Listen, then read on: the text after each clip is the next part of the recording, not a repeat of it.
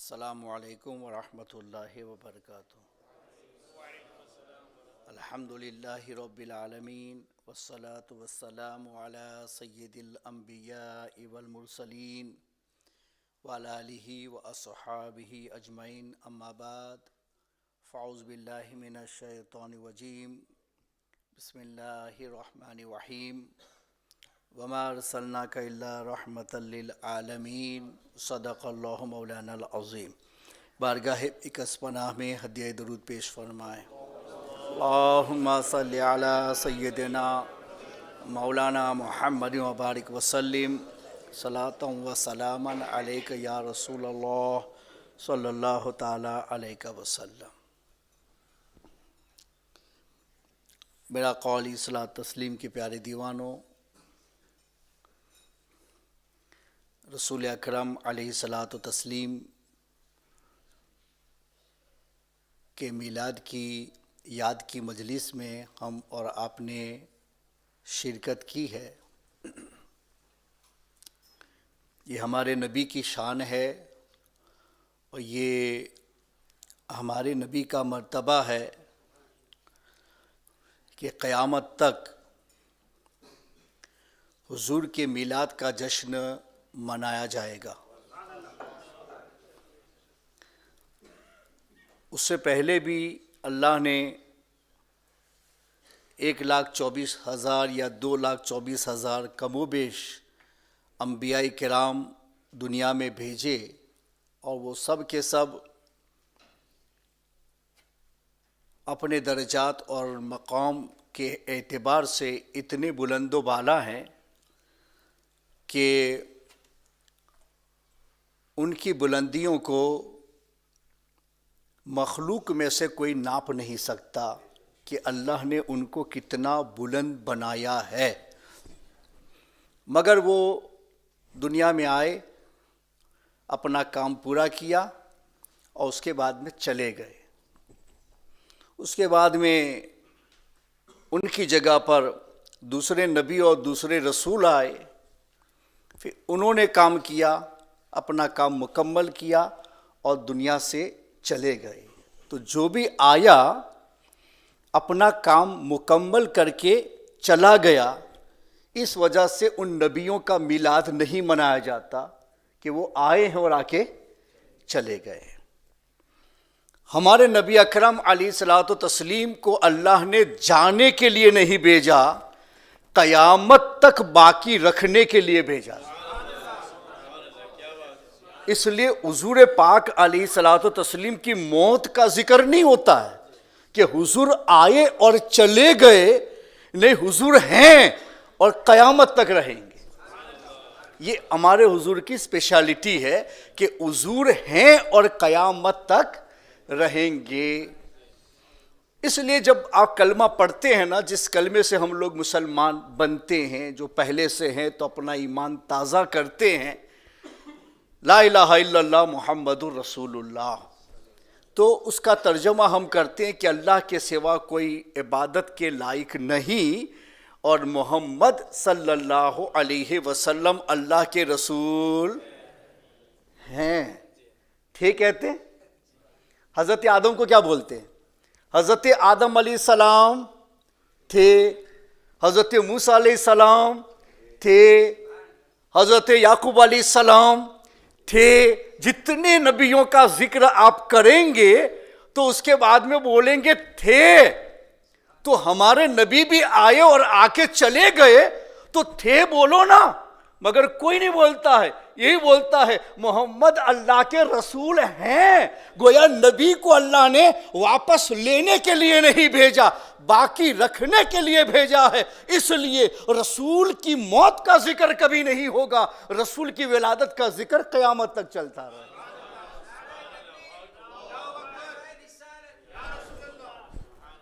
یہ ہمارے حضور کی اسپیشلٹی، اس لیے حضور کا میلاد منایا جاتا ہے، دوسروں کا میلاد نہیں منایا جاتا ہے، اور حضور کا میلاد ہی سے ہم یاد رکھتے ہیں۔ ہمارے آقا نے ہم کو کیا دیا؟ تو صرف مذہب کی سطح پر آپ دیکھیں، چلو دنیا تو دنیا کی جگہ پر ہے، اس کو تو زیادہ حیثیت بھی نہیں ہے، مذہب ہی کو حیثیت ہے اللہ کی بارگاہ میں، اور سارے فیصلے آخرت کے دین اور مذہب کے نام پر ہوں گے، دنیا کے نام پر تو کچھ بھی نہیں ہونے والا ہے۔ نبی نے ہمیں کیا دیا؟ تو آپ اگر اس کا سروے کرنے جائیں کہ بھئی سروے کا مطلب ہوتا ہے کہ آپ تلاش ہو کہ بھئی کیا کیا ملا ہے، ان نعمتوں کو فائنڈ کرنے کی کوشش کرو، تو آپ کو پتہ چلے گا کہ ہمارے نبی نے ہم کو کیا کیا دیا ہے۔ یہ جتنا بھی علم ہے دنیا میں دین کے نام کا، ان میں کسی آدمی کو آپ مفکر بولتے ہیں، کسی کو محدث بولتے ہیں، کسی کو فقیہ بولتے ہیں، کسی کو عالم بولتے ہیں، کسی کو فاضل بولتے ہیں، کسی کو قاری بولتے ہیں، کسی کو حافظ بولتے ہیں۔ یہ جتنے بھی القابات اسلام کی سطح پر آپ فائنڈ کر کے مجھے بتاؤ کہ اتنے القاب دنیا میں مذہب و ملت کے نام پر چلتے ہیں، تو وہ تمام القاب جن خصوصیتوں کی بنیاد پر ملے ہیں، تو وہ خصوصیت ان کے پاس آئی کس علم کی بنیاد پر؟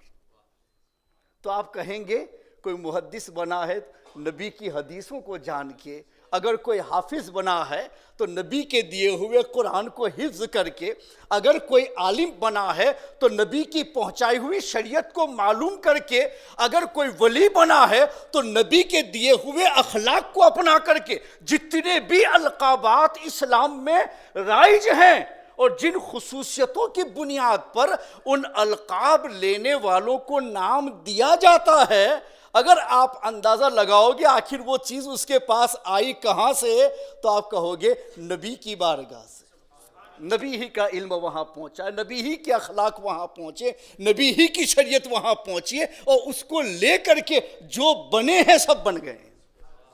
تو پتہ چلا کہ سارا انعام نبی کا ہے، ان سے ہٹ کے کچھ بھی نہیں ہے، مذہب کے نام پہ ان سے ہٹ کے کچھ بھی نہیں ہے۔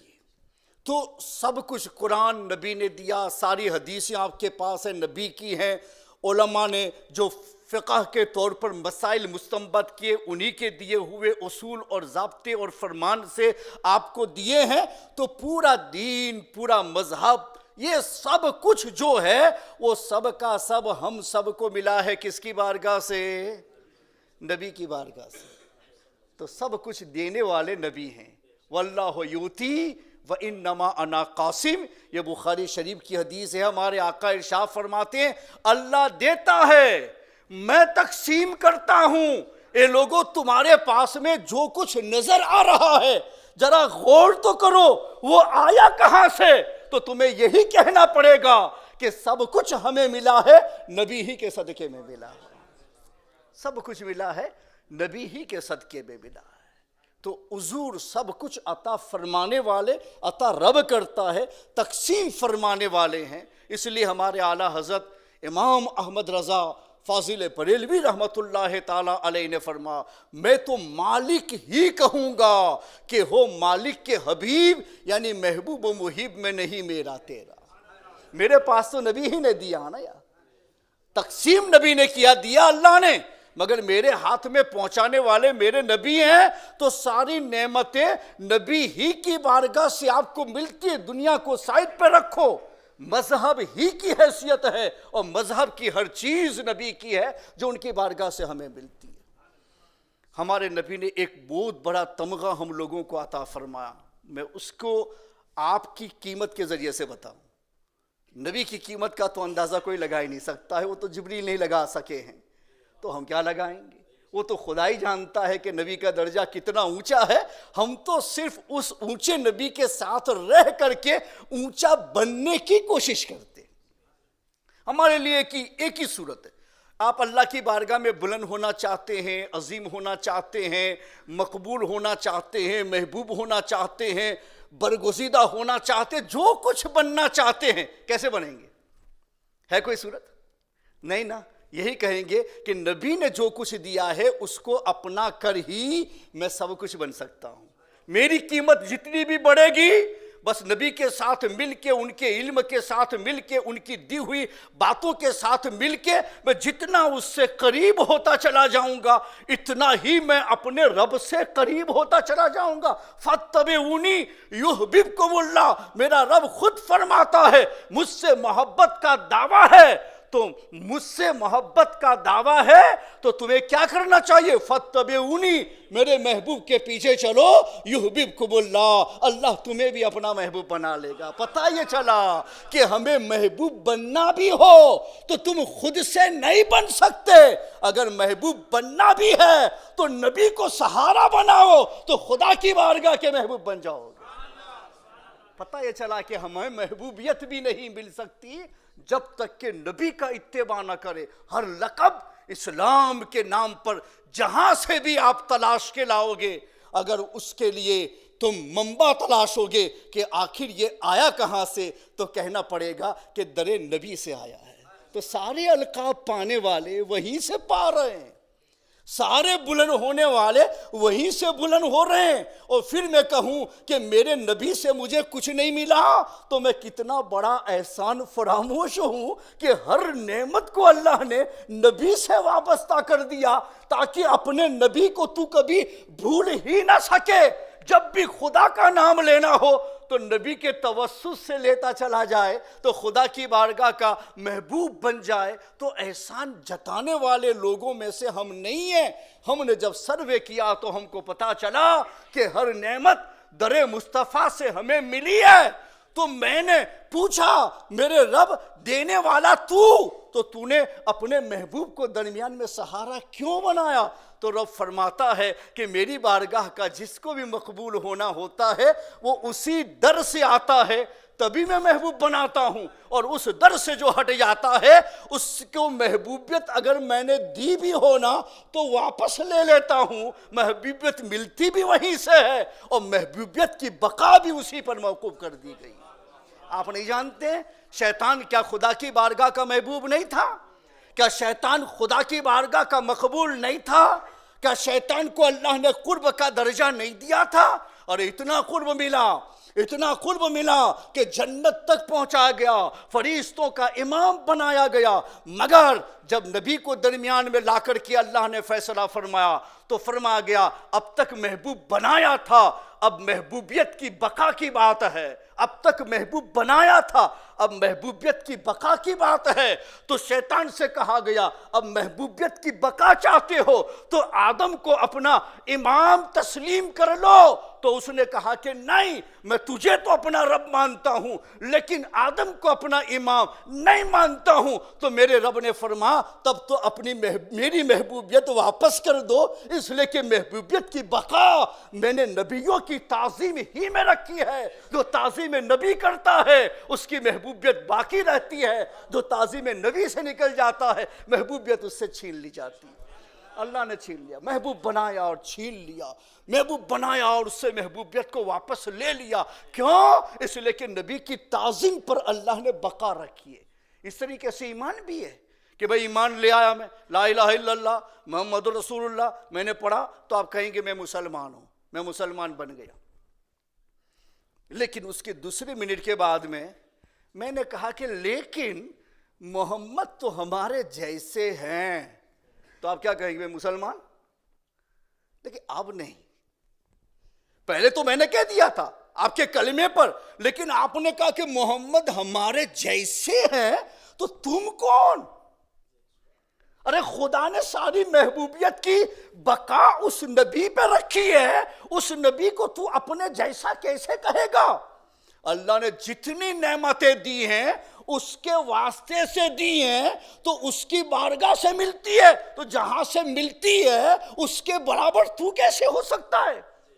وہ دینے والا تو لینے والا دونوں برابر کیسے ہو سکتے ہیں؟ کیا تو نے نبی کی حدیث نہیں سنی الید العلیٰ خیر من الید السفلیٰ، کہ نیچے والے ہاتھ سے اوپر والا ہاتھ اچھا ہے، اس لیے کہ اوپر والا دینے والا ہے اور نیچے والا لینے والا ہے۔ اللہ نے فرما دیا میرا نبی دینے والا ہے اور تم سب کے سب اس نبی کی بارگاہ سے لینے والے ہو. تمہارا ہاتھ نیچے ہے اور میرے محبوب کا ہاتھ میں نے اوپر رکھا ہوا. میرے محبوب کا ہاتھ میں نے اوپر رکھا ہوا ہے.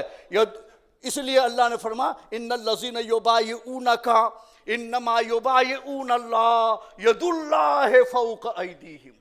جو لوگ محبوب تیرے ہاتھ پر بیعت کرتے ہیں نا وہ تیرے ہاتھ پر بیعت نہیں کرتے, اللہ کے ہاتھ پر بیعت کر رہے ہیں. اس لیے کہ اللہ دینے والا اور اللہ کی طرف سے تو بانٹنے والا, تو جہاں جہاں نعمت جائے گی ہاتھ تیرا ہی ہوگا. اور لینے والا کوئی بھی ہو جو بھی لے گا وہ نیچے ہی ہاتھ سے آپ کے پاس سے نعمت لینے والا ہے. تو لینے والا دینے والے کے برابر کبھی نہیں بن سکتا. یہ ہمارے نبی کا بلند و بالا مقام ہے کہ محبوبیت کی بقا نبی کی تعظیم پر ہے. میں کلمہ پڑھوں اور اس کی تھوڑی دیر کے بعد میں نبی کی شان میں ادنا سی گستاخی کروں تو فتویٰ مجھ پر آئے گا, لاؤ ایمان واپس, ہم تم پر کفر کا فتویٰ لگاتے ہیں, تمہاری تکفیر ہم پر واجب ہو گئی. اور تکفیر کا مطلب ہوتا ہے تم مرتد ہو گئے, تم اسلام کے دائرے سے نکل گئے, تمہارا اسلام چھن گیا اور تم کفر میں چلے گئے. کیوں؟ میں نے کلمہ پڑھا تھا. کہ ہاں کلمہ پڑھ کے مسلمان ہوتا ہے اور ہمیشہ نبی کی تعظیم کو اپنے دل میں بسا کر کے اس ایمان کا محافظ بنتا ہے. ایمان تو لایا مگر محافظ ایمان تو بن نہیں سکا, اس لیے ایمان چلا گیا. دنیا میں جتنے بھی فرقے ہیں جو بدعقیدہ ہو گئے ہیں, جن کے عقیدے خراب ہو گئے ہیں, جن سے دین و ملت سب کچھ چھین لیا گیا, فقط اس لیے چھین لیا گیا کلمہ تو پڑھتے ہیں مگر کلمے کے بعد بقا کے لیے تعظیم نبی بنیاد ہے. کہ ایمان بچانا چاہتے ہو تو نبی کی تعظیم کو ہمیشہ برقرار رکھو تو ایمان بچے گا, اور وہ چیز ان کے پاس میں نہیں ہے اس وجہ سے ان کو آؤٹ مانا جاتا ہے. ہم اپنا درجہ بتاتے ہیں, نبی کے ساتھ وابستگی سے ایک مسلمان کو کتنا ملتا ہے. اور تم پر میرے آقا کی عنایت نہ سہی, نزدیوں کلمہ پڑھانے کا بھی احسان گیا. ہمارے اعلیٰ حضرت نے وہابیوں سے کہا کہ وہ نبی کا کوئی احسان نہیں مانتے. ان کے نزدیک نبی کو کوئی وسیلہ بنا کر کے مانگے نا تو مشرک ہو جاتا ہے, اسلام سے خارج. وہابیوں کا عقیدہ کہ نبی کو درمیان میں لاگے گا, اسی دعا کرو اے اللہ مجھے عطا فرما نبی پاک کے وسیلے سے, تو آپ مشرک ہو گئے, اسلام کے دائرے سے خارج. یہ جو سعودی کے وہابی ہیں نا, ریئل وہابی, ان کے نزدیک یہ جماعتی ہے, وہ ان سب چیزوں کو مانتے ہیں آگے پیچھے ہو کر کے, لیکن وہ لوگ نہیں مانتے. ان کے نزدیک وسیلے سے آپ اسلام سے باہر ہو گئے. تو ہمارے اعلیٰ حضرت فرماتے چلو بھائی دوسری نعمتوں کو تم نہیں مانتے ہو تو کم سے کم اتنا تو مانتے ہو کہ بھائی تم یہ کہتے ہو کہ میں مسلمان ہوں, تو مسلمان کیسے ہو؟ لا الہ الا اللہ سے. اگر لا الہ الا اللہ سے مسلمان بن جاتا تو ہے کوئی دنیا میں فتویٰ دینے والا کہ میں 1000 مرتبہ لا الہ الا اللہ پڑھوں, یا کوئی مشرک یا کافر جو مسلمان بننا چاہتا ہے وہ 1000 مرتبہ پڑھے لا الہ الا اللہ, تو آپ کہیں گے نہیں اب بھی مسلمان نہیں ہوا, اب بھی مسلمان نہیں ہوا. خدا کی توحید کا اقرار کر رہا ہے پھر بھی مسلمان نہیں ہوا, خدا کو ایک مان رہا ہے پھر بھی مسلمان نہیں رہا, اسی کو قابل عبادت سمجھتا ہے پھر بھی مسلمان نہیں ہوا, تو مسلمان ہوگا کیسے؟ کہ آگے پڑھ محمد الرسول اللہ, تو 1000 مرتبہ کا لا الہ الا اللہ مسلمان نہیں بنا سکتا, لیکن ایک بار محمد الرسول اللہ ملانا آدمی کو مسلمان بنا دیتا ہے, صاحب ایمان بنا دیتا ہے. میرے نبی کے نام کی یہ تاثیر ہے کہ 1000 مرتبہ کا کلمہ توحید کا مسلمان نہیں بنا سکتا, لیکن اللہ نے محبوب کے نام میں وہ محبت رکھی ہے کہ 1 مرتبہ کہو اور صاحب ایمان میں قبول کر لیے جاؤ. 1 مرتبہ کہو صاحب ایمان میں قبول کر لیے جاؤ. پتہ نہیں چلتا لا الہ الا اللہ زیادہ وزنی ہے یا محمد الرسول اللہ زیادہ وزنی ہے. لوگ تو یہ کہتے ہیں کلمہ توحید میں لا الہ الا اللہ وزنی ہے، وہ اپنی ذات کے اعتبار سے، اس کی شان کے اعتبار سے، لیکن جہاں تک قبولیت کا سوال ہے تو قبولیت کے اعتبار سے محمد الرسول اللہ کلمہ کا وہ جز زیادہ اہمیت رکھتا ہے کہ 1000 مرتبہ کا لا الہ الا اللہ مسلمان نہ بنا سکا، اور 1 مرتبہ کا محمد الرسول اللہ مجھے اسلام میں شامل کر رہا ہے، شامل کر رہا ہے۔ تو پتہ یہ چلا اللہ نے نبی کے نام میں یہ تاثیر رکھی ہے کہ تم خدا کی توحید کو بھی اگر قبول وانا چاہتے ہو تو جب تک محمد الرسول اللہ کو ساتھ میں نہ لگایا جائے توحید کو بھی قبول نہیں کیا جاتا ہے۔ پتہ ہے چلا توحید بھی قبول نہیں ہے، رسالت کو ملاؤ تو توحید قبول ہوتی ہے۔ آخری بات، ہمارا درجہ نبی کے ساتھ متعلق ہونے سے کتنا بلند و بالا ہو گیا ہے کہ ایک آدمی جب تک مسلمان نہیں ہوتا ہے، مومن نہیں ہوتا ہے، کافر ہے، تو آپ کہیں گے بھائی کافر ہے تو جہنمی ہے، کافر ہے تو دوزخ میں جائے گا، کافر ہے تو اللہ کا دشمن ہے، رسول اللہ کا دشمن ہے، سارے مسلمانوں کا دشمن ہے، یعنی ہر برائی کا لفظ آپ کافر کو دیں گے اور وہ اس کے لائق ہے، اس لیے کہ انہوں نے کفر کیا ہے۔ تو وہ اللہ کی مخلوق میں سب سے بدتر ہے کہ کتے کو بھی کافر سے اچھا، کافر کو کتے سے اچھا نہیں کہہ سکتے۔ اگر آپ کہہ دو نا یہ سمجھ کر کے کہ کتے سے کافر اچھا ہے تو اسلامی فقہ میں اس کو توبہ کرنی پڑے گی، اس لیے کہ اللہ نے ان کو ساری مخلوق میں سب سے بدتر قرار دیا کہ اللہ کی مخلوق میں سب سے بدتر، تو پھر کتے کو بھی آپ یہ نہیں کہہ سکتے کہ کافر اچھا ہے اور کتا برا ہے، اس لیے کہ کتا کافر نہیں بنتا ہے، وہ جانور ہے، وہ شریعت کے قانون میں آتا ہی نہیں ہے۔ لیکن اگر نبی کی بارگاہ میں حاضر کیا جاتا نا تو میرے نبی معجزے کے ذریعے اس سے کلمہ پڑھوا سکتے تھے، اور ایسا ایک واقعہ تھوڑی نا ہے۔ بخاری میں ذکر ہے کہ ایک آدمی لیزر بڑا سا ہوتا ہے جو سانپ کو بھی کھا جاتا ہے، اس کو لے کر کے پکڑ کے آیا، نبی بیٹھے ہوئے تھے، سامنے لا کے پھینک دیا، پھر کہتا حضور یہ ایمان لائے گا نا تو میں ایمان لاؤں گا۔ اب انسان ہے، اب کتنی گئی ہوئی سوچ ہے کہ انسان ہے خود سوچ کے ایمان لائے، مگر ان کی سوچ اتنی گئی ہوئی ہے، کہتا نہیں یہ ایمان لائے گا تو میں ایمان لاؤں گا۔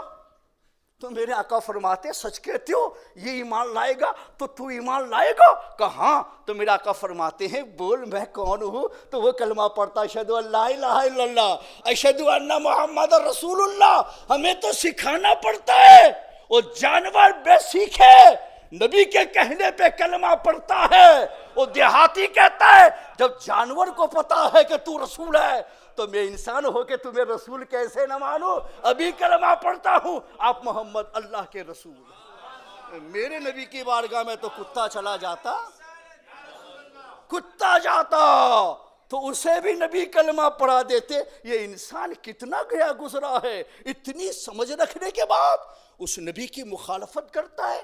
ایک مومن کا مقام رب کی بارگاہ میں کتنا اونچا، جیسے ہی تم نے کلمہ پڑھا اب اس کے بعد سارے مسلمان بولیں گے تم ہمارے بھائی ہو، اس لیے کہ کلمہ پڑھ لیا ہے۔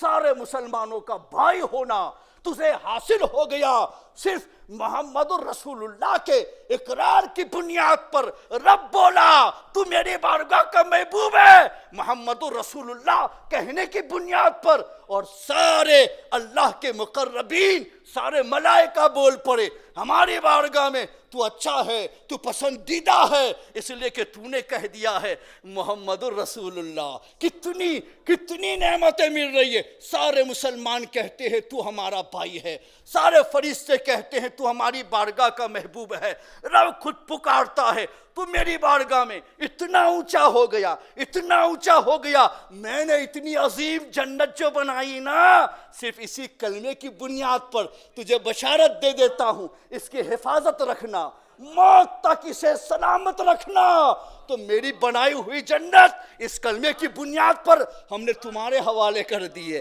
تمہارے حوالے کر دیے۔ ہمارا درجہ اتنا اونچا کر دیا کہ کہاں میں جہنمی تھا، کہاں میرے نبی کے نام نے مجھے اتنا بڑا جنتی بنا دیا، اتنا بڑا جنتی بنا دیا کہ ایمان کی سلامتی کے ہوتے ہوئے مجھے کوئی کافر کہے گا تو وہ خود جہنمی بن جائے گا۔ مومن کو کوئی کافر کہے تو جہنمی ہو جاتا ہے، وہ خود کافر ہو جاتا ہے۔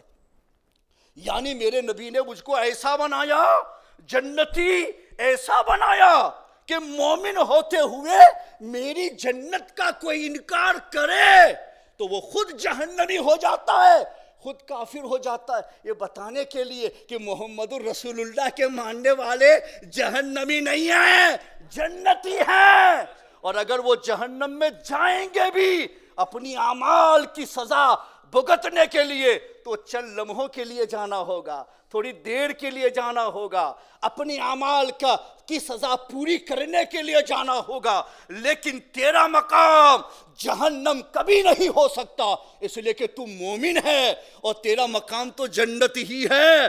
تجھے میں خود اپنے فضل سے نکال دوں گا، اس لیے کہ میرے حبیب کو تو نے مانا ہے۔ یا میں اپنے حبیب سے کہوں گا میرے حبیب تیرا کلمہ پڑھنے والا تیرا احسان دنیا میں جانتا تھا، اسی لیے اس نے کلمہ پڑھا تھا، آج بھی اسے تو اپنا احسان بتا دے کہ آج تیرے ہی نام سے، تیری ہی شفاعت پر، تیری ہی زنبش لب کے اوپر تجھے جنت ملنے والی ہے۔ تو میرے آقا کہیں گے نکل جاؤ، میرے رب نے اجازت دی ہے، نکل جاؤ۔ بخاری کے آخری الفاظ، حدیث میں آیا کہ جنت میں سے سب کو نکال، جہنم سے سب کو نکال کے جنت میں پہنچا دیا جائے گا۔ بہت کمزور ایمان، رائے کے دانے سے کمزور، اس سے کمزور ایمان کے لوگ رہ جائیں گے تو میرے آقا ارشاد فرمائیں گے میرے مولا اجازت دے دینا، ایمان تو ہے نا، چاہے چھوٹا ہو چاہے بڑا، ایمان تو ہے۔ تو میرا رب فرمائے گا ہاں میرے محبوب، میں نے وعدہ کیا ہے کہ جس کے پاس ایمان ہوگا اسے میں نجات دوں گا، اب نہ بڑے کو دیکھوں گا نہ چھوٹے کو دیکھوں گا، جہاں تجھے ایمان نظر آئے اسے نکال اور جنت میں پہنچا دے۔ پتہ یہ چلا میرے نبی نے ہم لوگوں کو اتنا اونچا بنا دیا، اتنا اونچا بنا دیا کہ مجھ سے جنت چھیننے والوں سے ان کی جنت خود چھین جاتی ہے۔ اس نبی کا احسان ہم کیسے بھولیں؟ اس وجہ سے ہمارے نبی کا میلاد قیامت تک میلاد ہی کے نام سے چلے گا، اس لیے کہ نبی ہیں اور رہیں گے، اس لیے کبھی نبی کے ساتھ تھا لگ ہی نہیں سکتا ہے، اس لیے ان کے میلاد کو میلاد کے نام سے قیامت تک منایا جائے گا۔ اللہ تعالیٰ سارے میلاد منانے والوں کو اور آج خصوصیت کے ساتھ جن بھائیوں نے اس میں شرکت فرمائی ہے، اللہ تعالیٰ ان کے اس عمل کو قبول فرمائے اور ان سب کو ہم سب کے لیے نجات کا باعث بنائے۔ وما علینا الا البلاغ المبین۔ سبحان اللہ۔ اعلیٰ حضرت says انہیں جانا انہیں مانا، نہ رکھا غیر سے کام، للہ الحمد میں دنیا سے مسلمان گیا۔